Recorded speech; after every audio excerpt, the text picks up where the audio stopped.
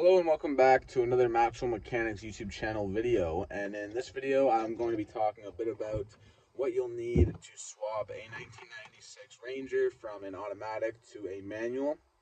So basically, there's quite a few different components that you're going to need. A couple of them you can do without, but I would recommend getting them, as it just makes the whole process a lot easier, and it also makes the overall swap when you're done look a lot more OEM. So one of the main things that I would say to get is the manual computer from the same engine and the same configuration. So you need, if you have an automatic and you swap it to a manual, you can use the automatic computer, but it won't start by the key. Now my truck has the wiring for the clutch neutral safety switch, and I bought one for it, but it doesn't work. So I plugged it in, and with the automatic computer, it does not send the signal. So I found out from a YouTube video that I watched that the manual computer will send that signal with that plugged in, and it'll start by the key, like it should factory. Now, you should have to hit the clutch to start it, and that's how it'll be in this truck once I get the computer. I've actually got one lined up. It's coming out of my brother's 96 2.3 5-speed. It's originally a 5-speed, and he's pulling that drivetrain out to drop a 302 out of an F-150 and a T5 in it. So basically, I'm going to have the computer that I need, and hopefully this truck will start by the key. Now, another thing that you're going to obviously need is the right transmission for your engine and your setup. So this truck is the two-wheel drive configuration. It was originally a two-wheel drive, and that was how I wanted to keep it, because the engine cross member for the front axles on the two-wheel drive versus four-wheel drive Rangers are different, along with they didn't make a lot of 2.3 liter 5-speed four-wheel drive Rangers. They only made them in the 80s and 90s, and there's not really that many of them out there. You find one, buy it, because you're going to love it. Anyway, so this is the two-wheel drive 5-speed for the 2.3, and the one I put in this truck is actually out of a 94.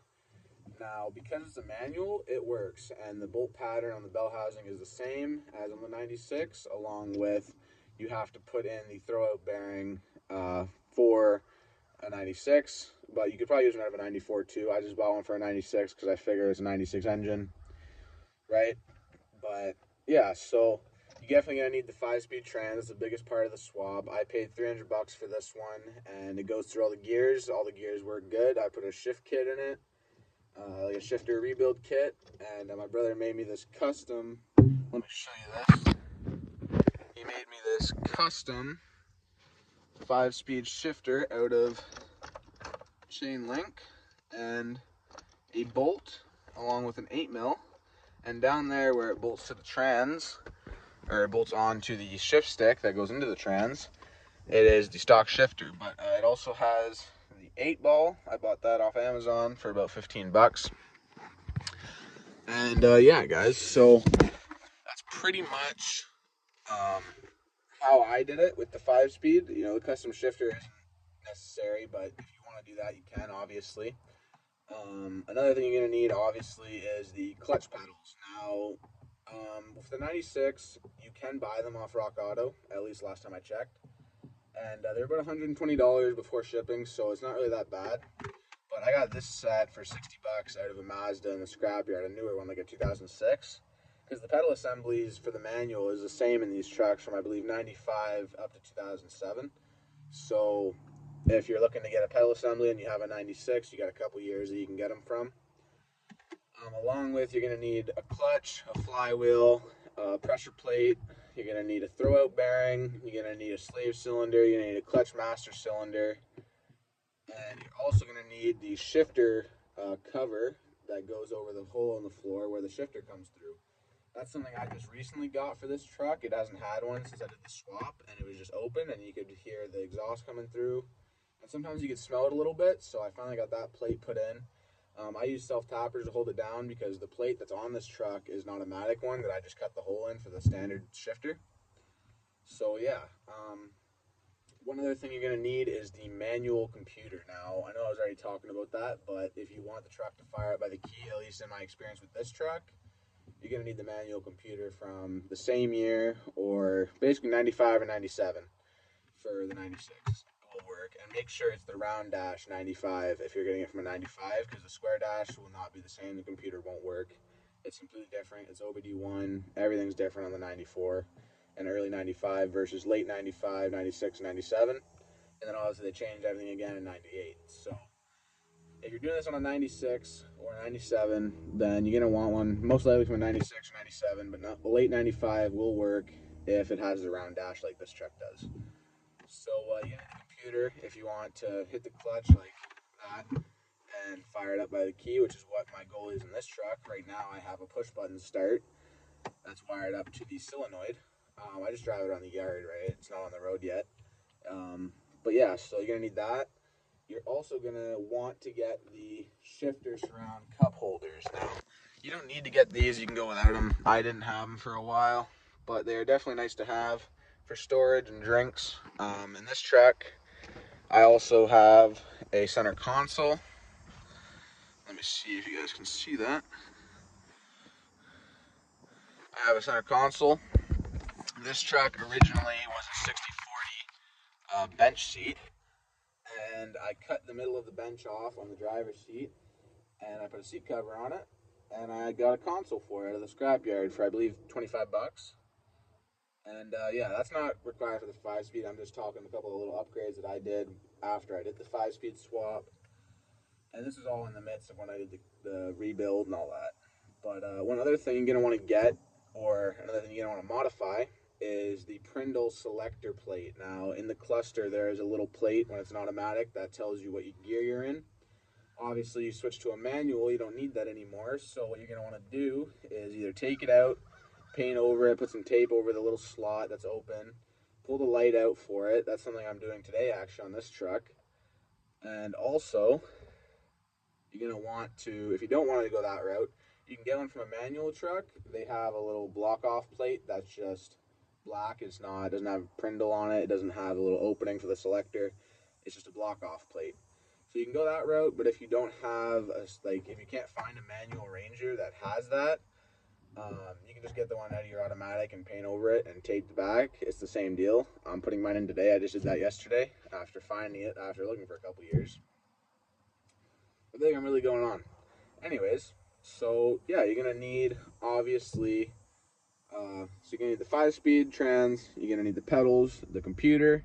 You're gonna need the clutch, flywheel, slave, master, and that's basically what you need to get it running and driving. And along with what I had to buy, something I haven't went over yet, is the drive shaft. Now, it was about $1,000 for a brand new drive shaft for this truck off Rock Auto. I searched for the longest time looking for a used one. I didn't have any luck. No one wants to get rid of parts for these 5-speed Rangers because they're so good. And yeah, so I got the drive shaft off Rock Auto. It was about $1,000 to the door. Brand new U-joints, powder coated, right length. Like, it was the exact one I needed for this truck. I bought the configuration for this truck. And just so you guys know, you can put a 96 drive shaft in the 94 trans. The spline's the same, and it hooks right up. It drives fine, doesn't make any noises. So you're going to need a drive shaft if you don't have one from the donor truck. I didn't have a donor truck for this swap for the 5-speed. I just bought the parts as I found them, kind of thing. So, yeah, guys, it's pretty much a lot of what you're going to need to swap your 96 to a manual. Now, when I do my 4-wheel drive Ranger, it's currently an automatic as well. It's a 4-liter automatic 4-wheel drive extended cab. I'm going to be putting a 5-speed 4-wheel drive trans in that. Hopefully, I can score a manual T-case, but they're getting hard to find, so I probably won't get lucky like that. Automatic T-cases, whatever, I can use it still. You can always convert them as well. Along with, I would like to do another video like this once I've done the 4-wheel drive to include everything that's you're going to need extra if you're doing it to a 4-wheel drive. But right now, this is the experience that I do have. I have the experience with the 2-wheel drive. And yeah, guys, that's pretty much all I wanted to talk to you guys about in this video. I wanted to go over some of this, and you know, if you're interested in swapping yours to a manual and you don't really have a lot of the parts and you're kind of wondering what do I need, there's not a lot of videos out there on it, at least not on this year, I find. At least I've looked a lot and I haven't found a lot. There's one guy on there that has some good videos. I can't remember what his name is, but he has some good videos on a 96. He did the same thing. It was a 2.3 2-wheel drive. He put a 5-speed in it, but he had a donor truck. So he had the computer and all that he needed. It was a lot more straightforward for him. I kind of went the hard route. I just kind of bought the parts as I found them. I didn't have the money for a donor truck. I also didn't have the room for one at the time. Um, so yeah, guys, if you guys enjoyed this video, please let me know in the comments or just, drop a like. I'm going to be posting the 93 Ranger 4-liter engine swap probably this week or next. Probably next because we're going to be finishing it up over the weekend. All we really have left to do is the exhaust and throw the grill back in. And there's some other work we're going to do unrelated to the engine swap before our mom gets the truck back. So yeah, that's pretty much all I wanted to go over in this video. Just some tips and tricks when swapping to a manual. And if I can give you one tip that would have saved me a lot of time, it would have been to buy a donor truck if you can find one. I know it's a lot easier said than done, which is why I went this route. But yeah, I just wanted to give you guys some info on that and a bit of my experience when I swapped this truck to a manual. And obviously I didn't do it all myself. My brother helped me a lot. He's taught me everything I know about vehicles ever since 2020 when we rebuilt his Ranger that I'm actually looking at over there. We just pulled it out of storage. So yeah, guys, I just wanted to make a video. I haven't posted in a couple days, and I figured, if I want the momentum to keep growing on the channel, I got to keep posting. So I'm going to let you guys go. Anyways, I hope you enjoyed this video. I know it wasn't too long. The next video is going to be about 40 minutes long, hopefully, if I post the engine swap next. There might be some more videos in between. I'm just kind of flying by the seat. And my phone fell. Sorry about that, guys. Anyways, I'll give you guys a little overview of the truck. Just a little shot from the outside. And yeah, guys, I don't know where my keys went. Oh, they're right there.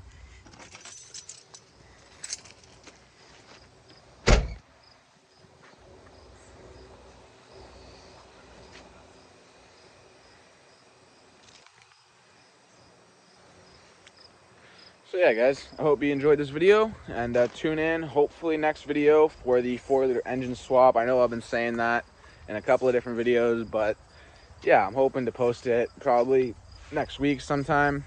And yeah, let me know if you guys enjoyed this video, and stay tuned for the next videos. Goodbye.